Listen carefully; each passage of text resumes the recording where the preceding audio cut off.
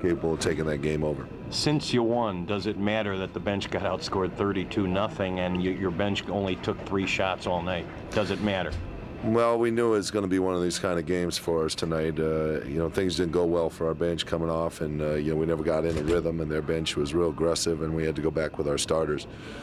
And we just felt that it was an important enough game for us to put these kind of minutes in with our starters. Tony did a heck of a job preventing Smits from going off, didn't he?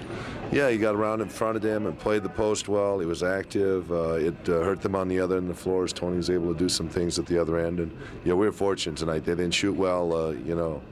Reggie didn't have a good shooting night. Chris Mullen did, obviously, and we kept kind of Smits at bay. Coach, are you surprised that Mullen sat out most of the fourth quarter after getting off with 15 points in the third? Well, his replacement, Rose, came in, I thought played really well. So I can see that 1-2 punch they have is very effective. And I thought that, Jalen played well. And, of course, Derek McKee is such a great defensive player. He's tough to keep on the bench, so they went with him down the stretch. How about Dennis playing 48 minutes? First half, Yeah, Dennis is great tonight. Yeah, Harper kept us in the ball game in the first half, and unfortunately he didn't make his free throws, which kind of derailed him in the second, but he did have a real good game. But Dennis played, we knew we were going to have him out there for 48, and he's just dedicated to playing, and the more he plays, the better he gets as the game goes on. What happens to Dennis in a series? I mean, if you have to play him 48 tonight, what happens when the games are more significant as they would be in a series with these guys? Do you have somebody that can spell him in this against the Davises? Yeah, I think so. I think Dickie could have come in. What happened in the second quarter, which bothered us, is we got in foul trouble immediately, and then they shot 11 for 11 in the foul line, and that kept them in the ball game, even though they weren't shooting well from the field. I just didn't want that to happen in the second half. Get the fouls in their favor, and with Dennis out there, you're going to keep the game in control. Our bench players seem to be racking up the fouls the moment they stepped on the floor. Phil, before the game, you said that people were saying pressure was on you guys, but now you're up 3.5. Pressure back on them, probably.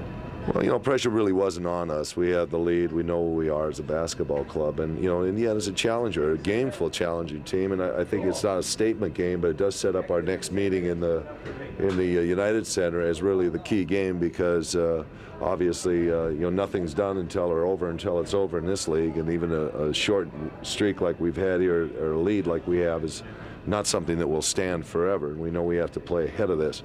And if it comes down to a United Center game, we're going to have to play well in that regard in April. You had to put Luke Longley on the injury list today. Yes. How pleased are you that you once again got away with playing a 6'6" center against a team with a 7'4" center? Well, actually, our center is Tony Kukoc, who's 6'11", very tall also. Okay. Well, I mean, that tandem, yes, rotating, and you're just as effective, it appears, as you are with... I hate big guys. I mean, the goons, they shouldn't be allowed to play anyway. Keep the small ball going. Now, it's just a matter of the team's in a rhythm. Guys are helping each other out well. We have good rebounders, and Harper and Pippen and Jordan can help out if Tony has to play. And Tony's really likes playing post defense and looks very good against it. Are you surprised you had to put Luke on the injury list? You've been voicing some optimism he was going to return. Yeah, I'm a little bit surprised. We were hoping that this would be a game, but when it came to be this game and he still wasn't available in back-to-backs on Monday and Tuesday, yesterday and today, we knew that we should take the whole week and use it for the whole week. We have Vancouver and Toronto later on this week in Boston, and those games we can maybe get by with the lineup we've got. Thank you, guys. Thanks, Phil. Thanks, Phil. All right, comments? It for sure felt good doing that today. Was it to try to get a jump on the team, take the whole court out of it, or take a little bit out of that? No, it was just a thing of just going out and just trying to play. I think Phil didn't say anything, and the guys on my team didn't say anything. It's just that I had shots, and I just made some shots. So.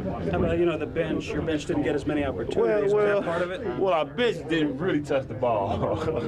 I mean, we had guys on the starting team that was taking all the shots, and we felt good.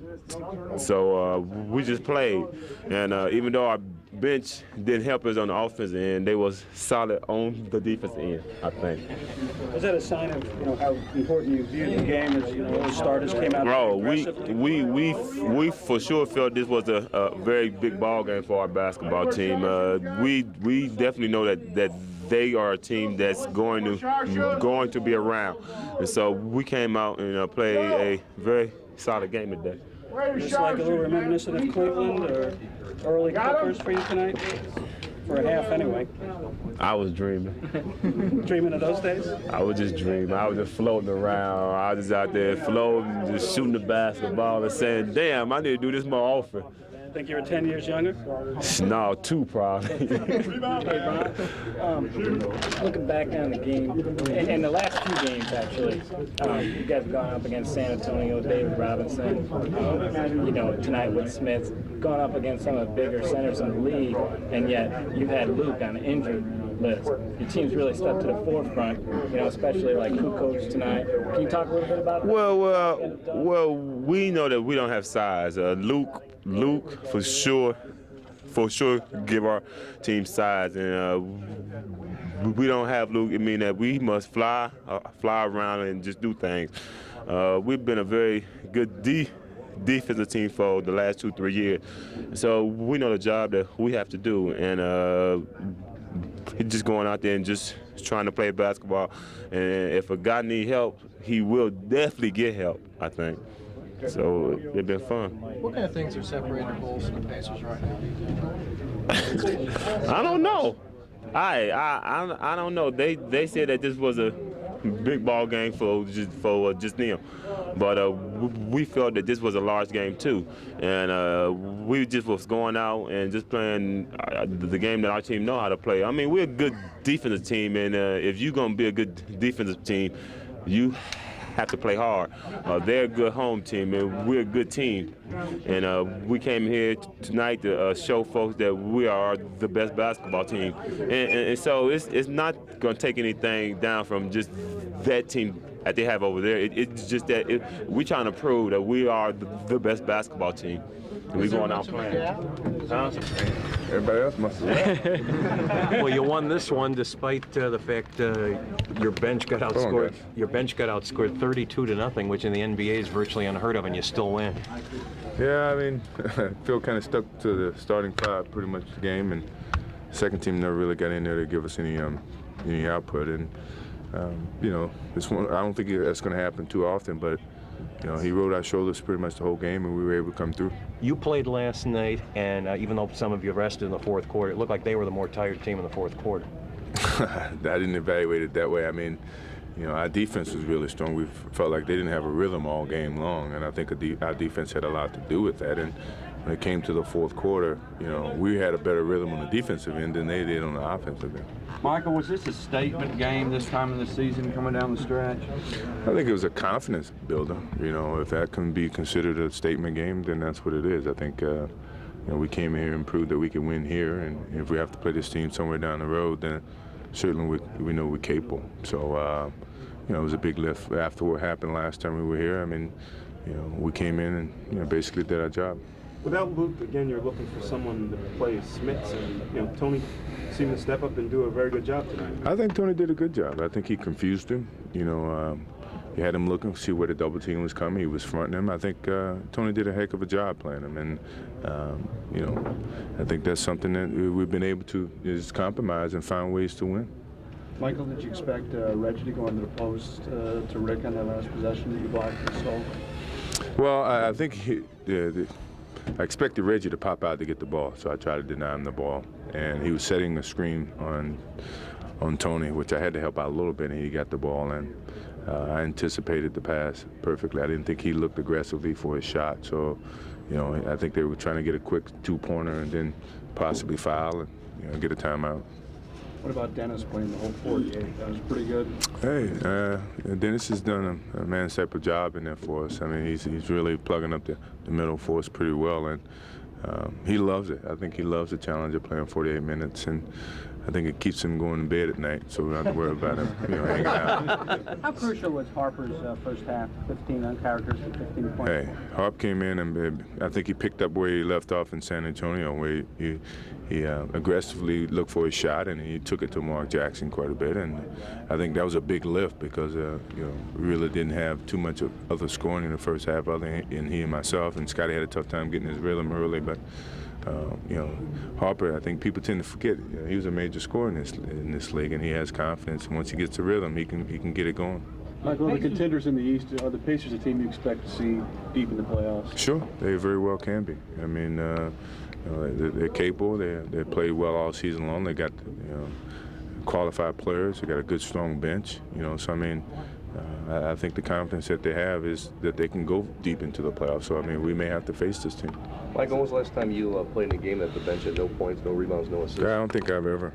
I don't think I've ever. But that's the first time for everything. Can you talk about playing here in Indianapolis? In practice? Oh, they're laughing about it now. They're laughing about it now, which is good. If they can laugh about it, they know the next game they can at least be better than this game. They can't do any worse. Since the All-Star break, you feel like you've beaten every team that you've needed to beat? Miami and Chicago here. I think we've shown up and played extremely well against teams in the East and some teams in the West that you can say that are contenders. And I think we learned from that. We learned our attitude about facing games that we have to win. Against competition that we may face later. I think that's a message that everybody should see what's happening with this team. I mean, we're playing when we have to play, and it doesn't matter where we're playing. And I think that's important.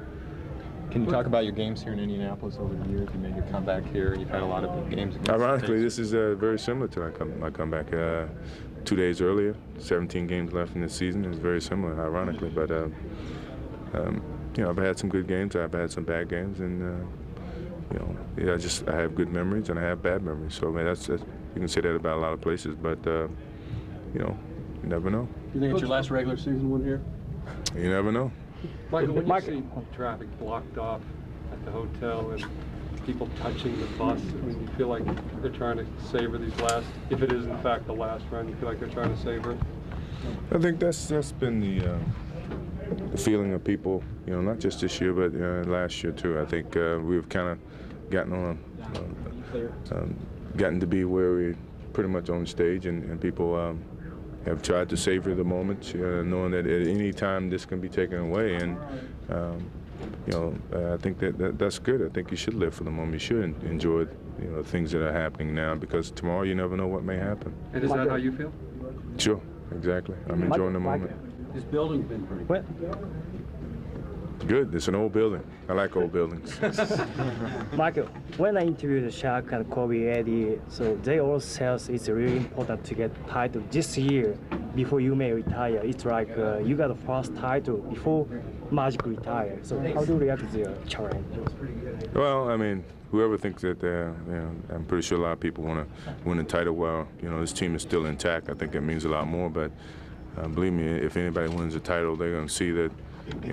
No matter who they play, it means a lot. But my job is, while I'm still playing, is to make sure that doesn't happen. And I did win a championship with Magic and Larry in the league. So they will come up to NBA final. I don't know. We'll see. Early in the season, you had problem on the road. You think that that problem has been solved? Yeah, I think we're starting to feel better on the road. Thanks a lot. Ross said what?